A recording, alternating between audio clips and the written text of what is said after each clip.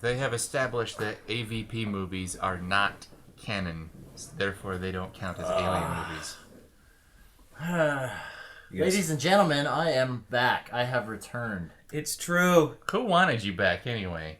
I did. Okay, fine. I wanted to be proved wrong that, He does exist? Chad Peter does still care. I mean, Let's not take it that far. I mean, do I?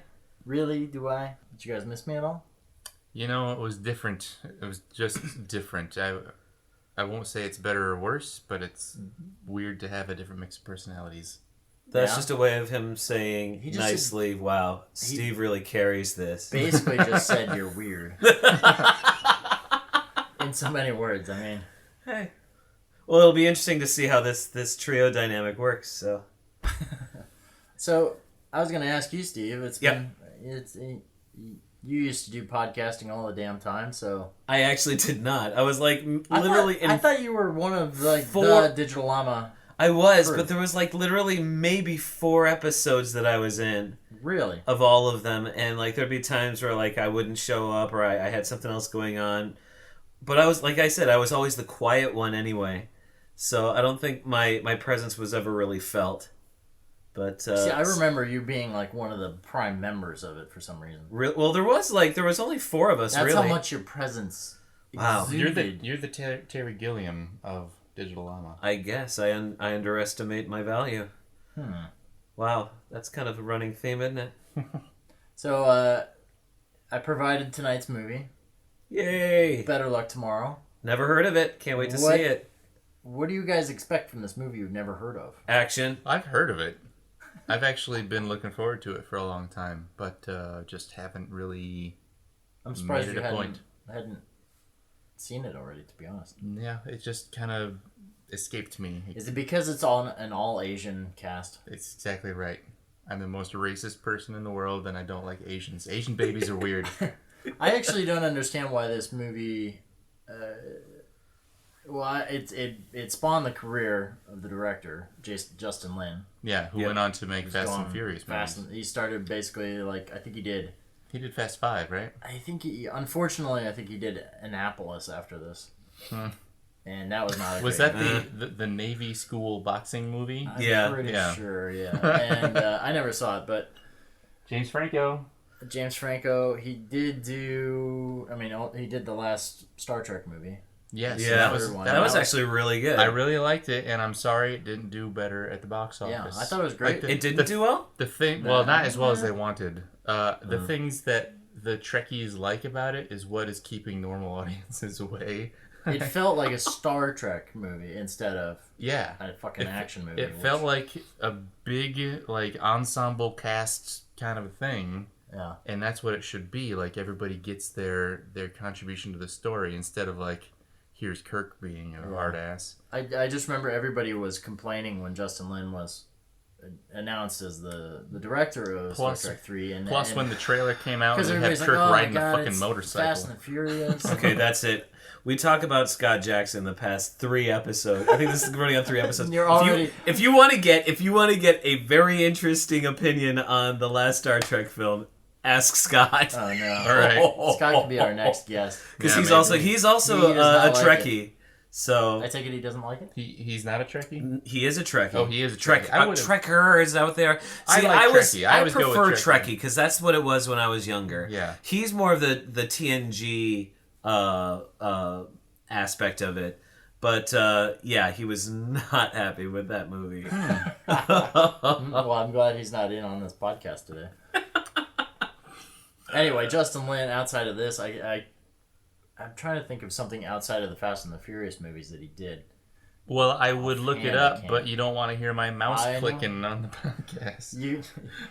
Dear audience, you are welcome. I have removed the mouse from Mark's hand so he can no longer click through the whole episodes. I love it. And they're all like, why didn't you just cut it out, Chad? Fingers on his phone. Fuck, where's that app? I have an app to do the mouse. You keep talking. I'll be over here. So, Steve, yes, sir. How's your week been? My week's been pretty good. Little bit of audition work. I was actually ill for some of it, which was not fun. But I'm coming out of that just in time for my birthday. You seem fine now. I feel fine. Life is good. But how's wifey? she's good. We're in the midst of an embryo adoption right now, which is pretty wild, and she just did her hysteroscopy this week, and that sounds fun. It was not pleasant for her, although the drugs seemed absolutely pleasant. You don't want all the details, but the idea is just to make sure that everything's set for the actual transfer. Right. Yeah. For those who don't know what an embryo adoption is, in many ways, it's the best way to describe it is basically being a surrogate, only you keep the baby in the end. So we've got a couple who donate embryos, and with that, we're able to hopefully have a baby. How long does that process take? Because I feel like my father and my stepmother went through the same process, but it didn't work out for them, unfortunately. But how long until you really... It is literally like from the moment we realized that we wanted to do it, which I think was probably October 2015. Wow. And then we actually set the ball rolling probably November, December.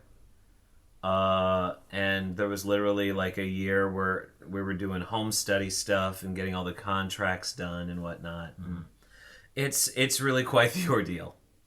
Would you say it's a bigger ordeal, not that you've been through this process necessarily, it's a bigger ordeal than adopting an already born human? In some cases, yes, because we have to go through... Well, actually, we decided to go through the same exact home study, which kind of falls... That covers all aspects of adoption, so that in case if this doesn't take... we would be able to actually go the regular adoption route. Mm-hmm. So in that sense, we've got that home study situation and just the whole background check that they do and all the preparation they make you do for it, the home visits, all that stuff. It is a lot. And then also there's a contract thing that we have to deal with the donating family, which also took quite a bit of time. My guess is it's probably very similar, if not a little bit more in certain respects. Mm-hmm. But I'm sure that there are some things that I don't know about a normal adoption process. So they're both a heck of a lot of work. Yeah. Yeah. I'd be curious to know like what that kind of contract is has in it. I'm guessing it's like can't come around, don't be coming for the kid. No, actually what it is in dealing with this sort of adoption, most adoptions today, I believe by law, are supposed to be open adoptions. Particularly of this ilk, just due to the fact that the child needs to know where the genetics are coming from, because you don't want any accidents later on in life, if you know what I mean. Right. Yeah. So in that sense, there's four cannibals in this person's like. Well, tree. You're beautiful. You look like. Wait a minute. I just want to eat you. You look just like. Chucky Manson. But no, the other aspect of it, and Claire and I are really we're promoting kind of an open relationship with the donor family. So we haven't necessarily been completely in contact with them yet, but as things move forward, we'll definitely get more in contact with them, right? In the hopes of actually having a better relationship for them and for the child. Yeah. Because what they're doing is a rather selfless thing in many ways. Right. But also from a legal standpoint, the government can't treat the embryos as anything other than property, because there's just a whole gray area in there, and then you're getting into strange human rights issues and whatnot. Right. So they literally the U.S. government treats it as a property transaction. So it's just stuff, yeah, which is kind of strange, because you've got this the property transaction, which is kind of cold, versus all all the other things that you're doing that gets into the nitty gritty of who you are and what you are, and like really protecting and making sure that the home is a good place for this life that's going to start. Right. It's just this strange, it's almost like an oxymoron, those two things happening at the same time. But, you know, you roll with the punches, and basically, I guess we're, year and a half later, and we're still, maybe even more than that, plugging away at it. So, Jesus. But we're getting to the end, and it's looking like the transfer is going to happen literally within weeks. Okay. Well, you know what doesn't have adoption in it? What? Better Luck Tomorrow. Hey! Maybe we should watch it, because, I could really use a break from adoption. Well, I guess we can talk about what we looked at IMDb later. Or I guess we can. Talk about some of that right now. Justin Lin's credits. We saw... He directed a couple episodes of Community. Yeah, he did the paintball episodes, which if you've seen Community, the paintball episodes are fucking amazing. I haven't seen it. It's like really the only reason to watch the show. For 3 episodes about paintball. No, I mean the first couple seasons are actually hilarious, but he did some like intense like action episodes of the show that were it kind of figures that he comes off of Annapolis and Too Fast, Too Furious, and then he goes... That is where he went to, right? Too Fast, Too Furious? Yeah. And then he goes into Community and brings all those action things with. Yeah. That's really funny. That's pretty cool. I wanted to keep talking about adoption. I think it's big news. I'm going Sorry, through... Steve, I didn't mean to stop you dead in your tracks. I'm going through an adoption process myself. You asked, so I was like, all right, you are? I am. Who are you adopting? Ashley and I are adopting a California desert tortoise. Oh my goodness. That's right. Yeah. I can't wait to get my dick hear bitten that off process is quite What are you ordeal. putting your dick in a tortoise's mouth for, Chad? Steve missed that part of the conversation. I totally did. Was that when I was in the can? No, just now. Just now. Oh, wow. You were talking, yeah, and he was talking at the same time. Oh. It's made for great radio. Yeah. We're awesome. So, when does this tortoise land? We were hoping to have it by next weekend, but there's been some sort of delay. Like, it basically has to have a little doghouse to live in the backyard. And the guy who builds these tortoise houses has not been very on the ball. He said he would have it done by now, and he is not done. I don't even know if he started. Who knows? So we're waiting on that guy, but all the paperwork's done. We're approved to get this tortoise. It's about the size of a dinner plate, so it's not one of these giant, like, Galapagos tortoises that you can ride. Might be too small for your penis, Chad. No, they can probably do it. I've never seen your penis, but I'm just guessing. And so on with Better Luck Tomorrow. I'm not even gonna ask you guys what you expect of this movie because I kind of already did.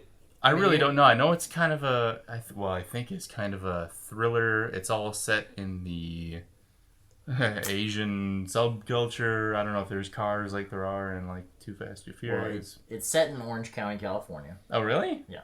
Oh, I thought this was like a weird gangster kind of a movie. Just because they're Asian doesn't mean they're all gangsters. It's what I thought. All Asians are in the Yakuza. That's right, Mark. Buckle your chopsticks. It's going to be a bumpy ride. What do you think? Jeez, right, you're so racist. Let's just start this fucking podcast. The hell with this. Go. Okay.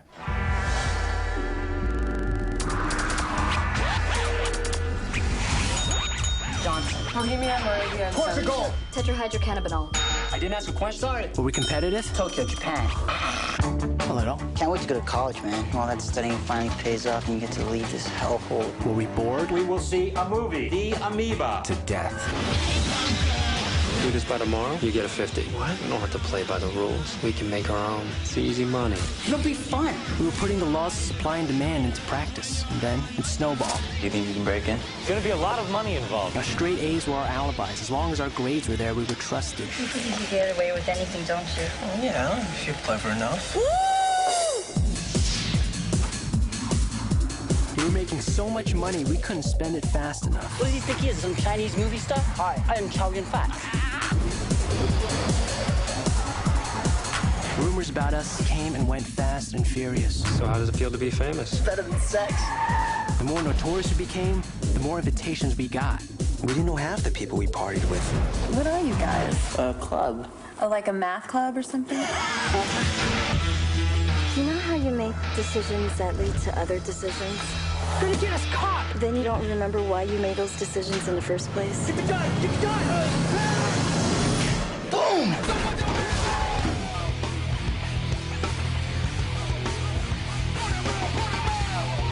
When you got everything you want, what's left? You can't settle for being happy. That's a trap.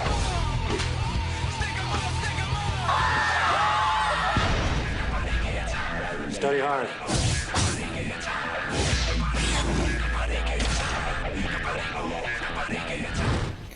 Oh, Mark. So I think we should say right off the bat, this movie at least sort of deals with race, and anything we say here cannot and should not be held against us as a racist comment. 'Cause who knows where the conversation will go.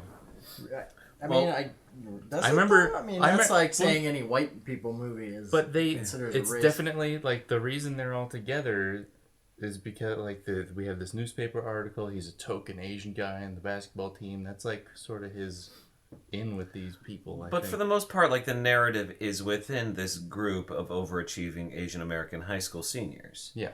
Whereas, it's not like it was about them against the rest of society or against the rest of the community at high school. There's like literally that one fight. Yeah, there was one fight. I remember a lot of talk when this movie came out. Like some people were upset that this portrayed the Asian community in a negative light, and of course, the argument against that is like it's just a story about people doing some bad things.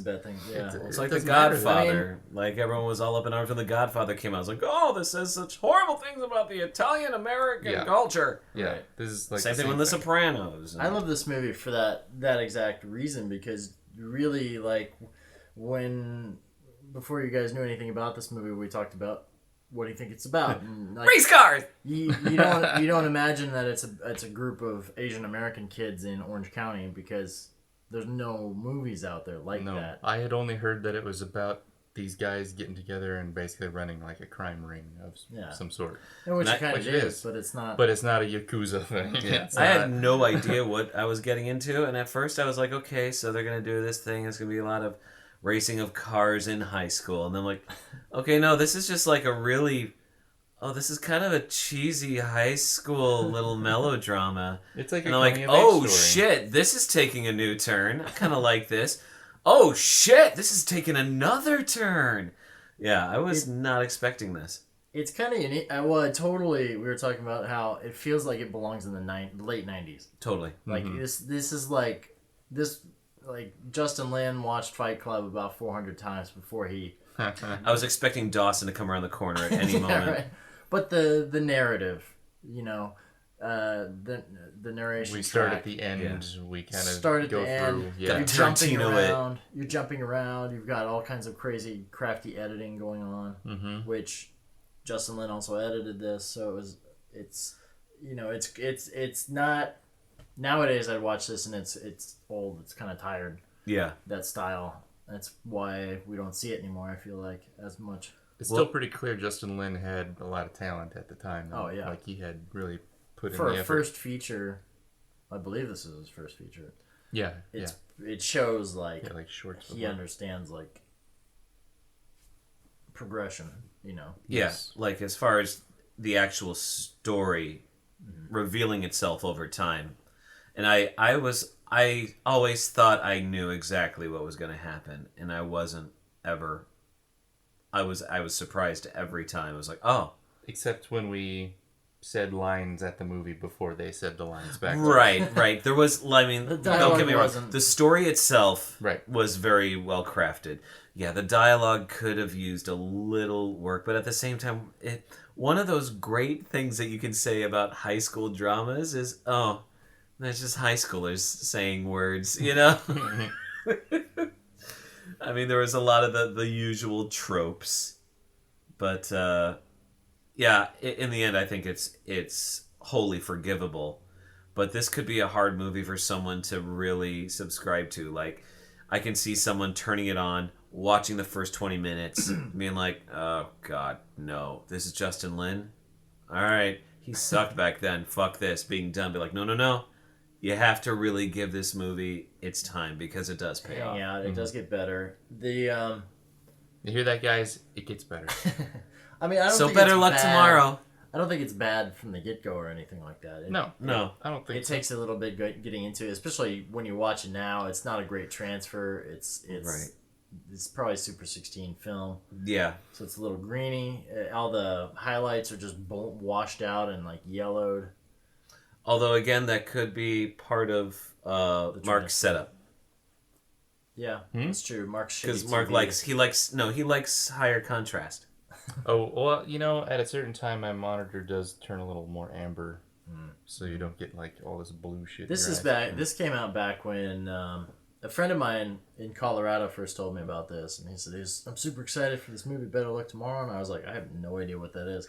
So I looked it up, and Roger Ebert had given this 4 stars. Really?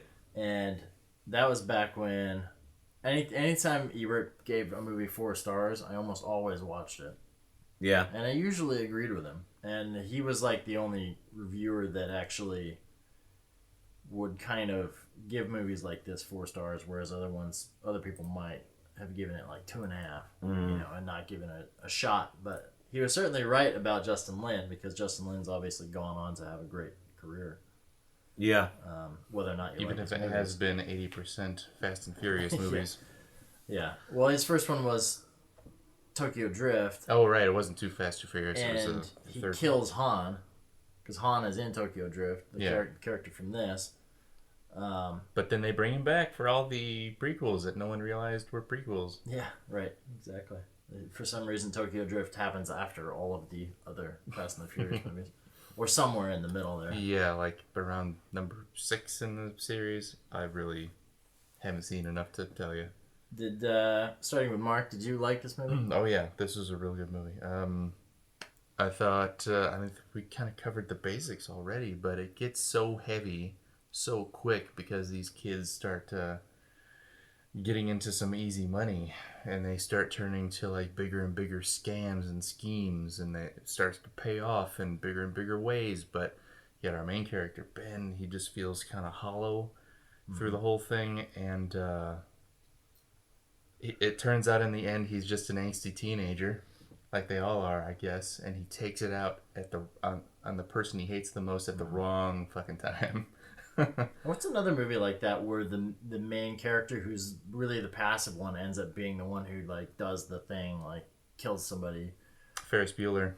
Okay. He pushes the car out the window. Well, he kicks it anyway, and it runs itself out the window. I feel like there's one in particular I'm thinking of where he just snaps and kills somebody, but I can't think. Anyway, it falls into line with those kind of movies where it's about this quiet guy who just fucking loses it. This is sort of, I haven't seen all of Breaking Bad, but this is the making of a bad guy. It kind of has outside of the editing being totally different and the style being totally different, it does kind of have that Breaking Bad kind of feel to it, honestly. And you even kind of called me out for it. Like, I would normally hate these kind of characters, and just be like, they're awful people. Why should I care about their story or whatever? But at least our main character here, he does have a moment where he decides he's got to get out, and he does get out for at least a few days. For a minute before he clubs someone's head in with a baseball bat. Yeah.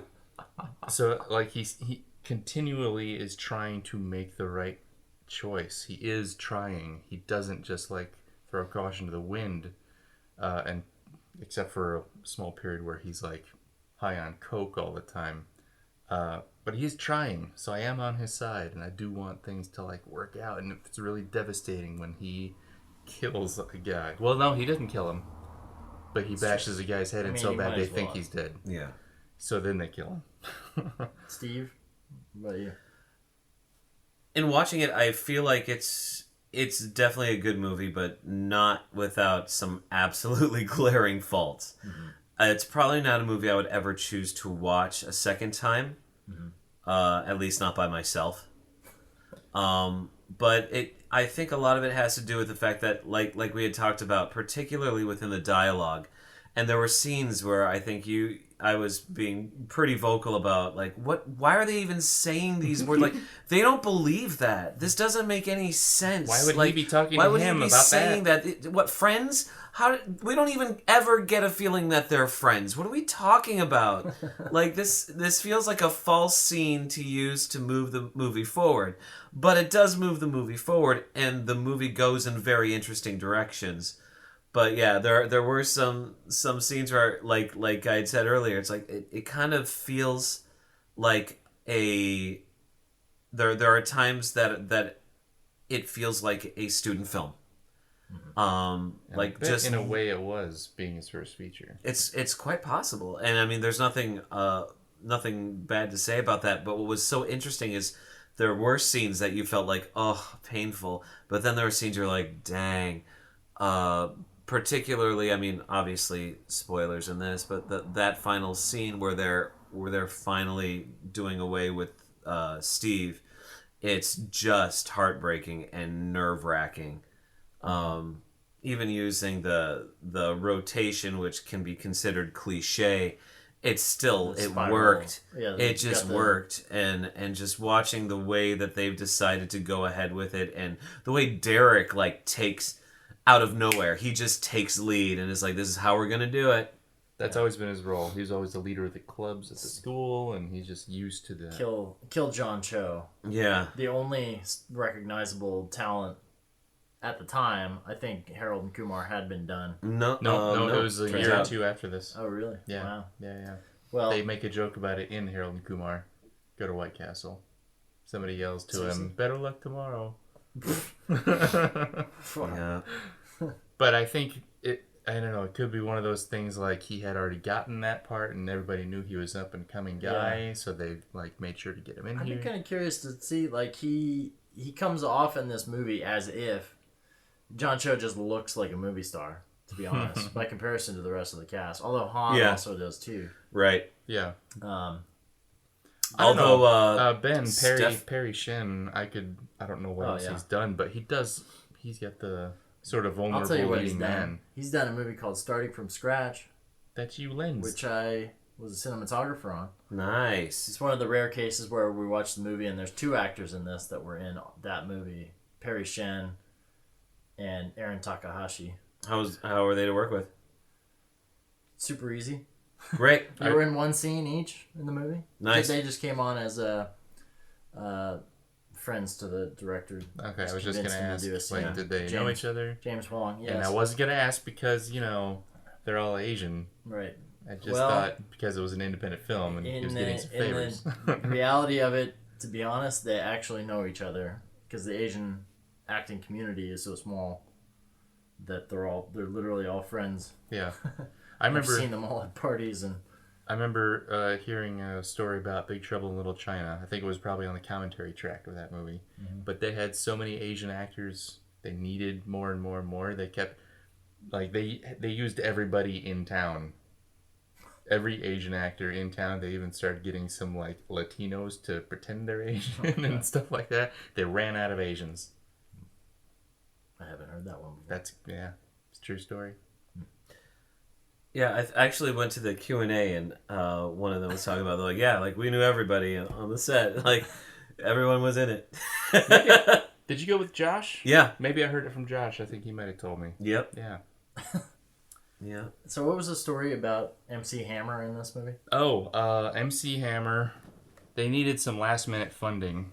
Apparently, they were ready to start filming, except they needed one more big chunk of money to kind of cover everything. I don't know if it was a legal reason or an insurance reason or what have you. But what's his name? Justin Lin had met a celebrity in Las Vegas an unknown time before this was happening, and he decided to call up the celebrity and ask for some emergency cash, and this guy was MC Hammer. And they sent MC Hammer the script, and within 2 hours of him finishing, he said, "Yo, man, it's too legit. It's too legit." And they had the money wired immediately, and they could start filming on schedule. And it seems insane to me. Okay, I met this celebrity. I'm a student filmmaker, and you convince him over the phone just randomly. Yeah. Like, I don't know if they had to call his say, agent or something. It seems like they had a we need direct line. $100,000, $200,000. I seem to remember hearing it was a significant amount of money. Right. Not a drop in the bucket. And, like, to get that kind of money from somebody. Wasn't MC Hammer doing, like, insurance commercials? Well, I thought he was, like, broke out of his mind after this, if not right around this time. Yeah, the early 2000s. Because he put all his money into stuff like this, probably. I mean... This is one that paid off. You mean he didn't get his money paid back? Did this make any money? I don't know. I mean, it was bought by Paramount and released by Paramount. Make sure you're quiet with that mouse. MTV Films, because it's got MTV Films logo, so clearly it got out there. So. Did you know? Soundtrack frequently asked. Oh wait, box office. I saw it. Oh, where? Down. We're currently budget $250,000. So it made its money Weekend back. One, it made its money back, and then grossed. Some. Wow. Yeah, $250,000 budget, and it made $3.8 million. You know that's not an accurate number though. I'm sure it's gross. You're gross. No, I'm talking about the budget number. That's probably too small. Well, yeah, I mean, guessing sure it was we all film and know. everything, they probably spent like $100,000 on this movie. But then after it was picked up, they had to do so much sound work, I'm sure. Oh, yeah. I'm sure the real budget I'm was sure closer Paramount to 5 spent a times lot that. more. Paramount probably spent a whole lot more money on it than they did making the movie. Like, because it's... I don't know, though. There was a lot of opticals in there. Like, if he was editing on film, well, it had to have been on Avid, you know. No, not necessarily. They could have had like a... Well, this was 2003. Not the god-awful opticals we saw in The In-Laws. No. Oh, man. I mean, Final Cut Pro 1 came out in, 1999? So this would have been definitely around that. I mean, because Steve and I were making movies. You were making movies in this time period. Yeah. This was back in our heyday. I mean... Canon XL1, baby. And the style of this movie is totally like... To be honest, parts of this remind me of The Formula. Really? Yeah. I just like... Oh my god. Just that era of... You know, because it's so unique, and I feel like we don't... Now that we're removed from it, we see how unique that period of time was for filmmaking. Yeah, yeah. And, like, I go back and watch my student films, and everything's influenced wholly by Fight Club, to be honest. Like, it just... It felt new and interesting to make films like this that were, like, snappy, and they weren't slow and dramatic. You know, this has moments of slow and dramatic in it, but... At the time, it felt like fresh and interesting. I would say this movie's number one concern is to keep things moving along. Yeah. And it works. It makes it watchable. I think we commented on it as it was happening, but Steve brought up while we're watching the party scene at the end of the movie, towards the end of the movie, where it's a one shot, it's a oneer, and it's just all of them talking. Yeah, it's 4 people facing camera, standing like shoulder to shoulder. It's John Cho. And it's the most awkward scene in the world. That's a sign of the budget. It is, yeah. That told me, like, they ran out of time to shoot the scene. Or they ran out of money for the film, yeah. Or anything. That film is a cheap part of the production, I'm sure. That's a tough one, because it's doing a oneer with film, like, they can't shoot many of those. No. And it was decent. Like, the acting wasn't terrible. They had to ADR it seemed like. But I just remember... Yeah. I remember hearing from a producing teacher, like a professor. He had years of experience on 80s TV shows. And they would, they have their shot list. And as the day wears on and they do too many takes of early stuff, they have to start removing the coverage. So instead of having, like, a nice close-up in either direction of... 3-person scene, everybody talking together, it becomes what we saw. Mm-hmm. Everybody's facing the camera and going like, well, wasn't this a great episode of TV? Now we can roll credits over a freeze frame here. And a lot of students, if this, like, did this start is this like a final thesis film? Or is this like his first ever film outside of school? Where did he go to school? Was he USC? I think so. I don't know. We're looking it up right now. Yeah, I mean, even today, not today, but actually, I guess 2 years ago, I did a student short and they shot entirely on 35 mil. And it was interesting because, you could tell that he was very conservative with his shots, very conservative with the time, because the film just cost so much more money than anything we can do today. I don't know how things would work necessarily at this point. He might have also he was UCLA. UCLA. Yeah. Okay. I don't know if maybe he might have gotten a grant for this sort of situation, or Well, I mean, I don't know if he Didn't say or if anything this is just about this that. is May not have- completely just an independent may film not have- outside of. I doubt this came from UCLA.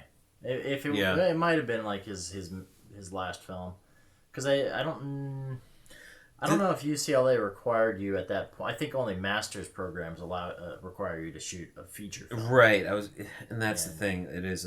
It says he got MFA, so maybe this was his master's film at UCLA. And then he expanded it into a Yeah. full-on feature. I don't know. Usually when that happens, you hear about it in the trivia here. I didn't see anything like that.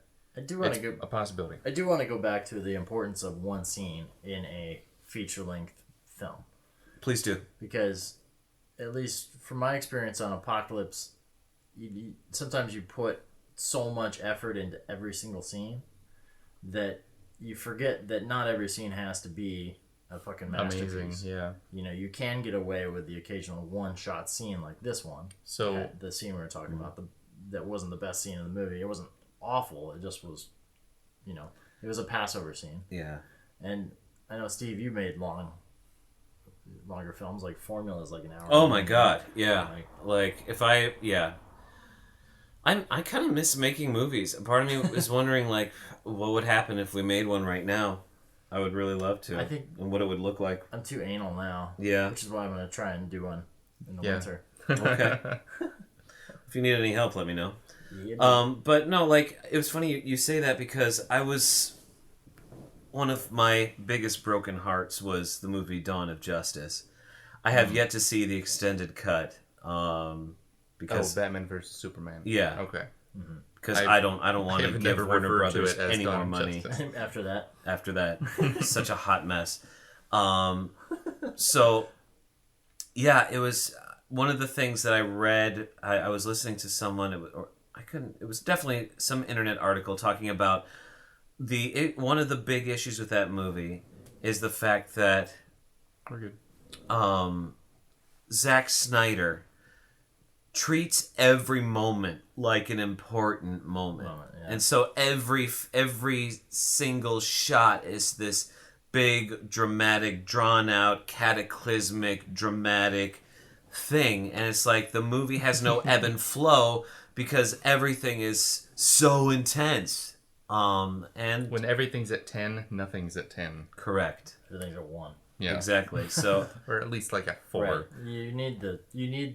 I always, when I'm watching a movie, the thing I'm most excited about, like after a crazy intro, is the cool down, yeah. where you have the insanity of the first scene of Social Network, where they're sitting there talking back and forth really fast, but the thing that makes it, because I was ready to shoot myself and walk out of the theater after the first scene, is that nice calm long walk across The whole campus. the Harvard campus.